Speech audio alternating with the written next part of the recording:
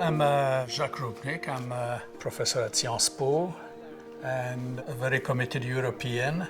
I'm a Frenchman, but I was born in Prague, so I always knew since my childhood that there were two halves of Europe, that there are different ways of looking at Europe.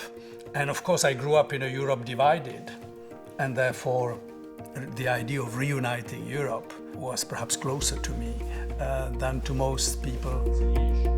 I teach or I write about why the complicated reunification of Europe is a challenge worth taking.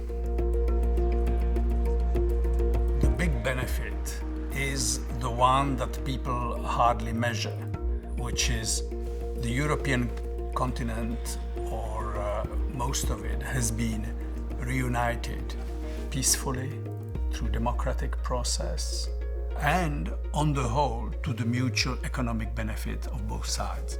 This is remarkable achievement. And now what I see is that people try to reduce the whole question to a kind of cost-benefit analysis, which is purely measured in financial terms.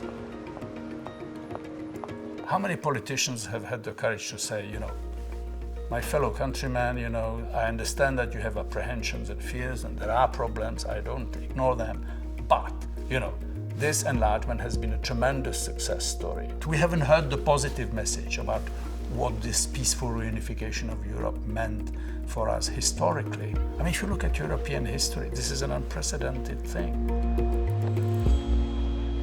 Well, if you look at the Balkans today, they all talk to you about the wounds of the war. They all have terrible, long list of grievances against the others. And the European project is the one thing that they all share. Now they are told, well, to get into the European Union, you have to talk to these guys with whom you've been to war. You have to cooperate, you have to build bridges. That is basically the Pax Europiana as it was built after the war between France and Germany. The idea exported, promoted, developed in the Balkans. We call it the enlargement process for the Balkans, but that's what it is about. If for 1 second we try to imagine what we would, each of us, French, German, Czechs, whatever, what we'd be like without the European Union, how many of us would count, would matter on an international scene if we want to be an actor in that globalized world, while Europe is still the best bet.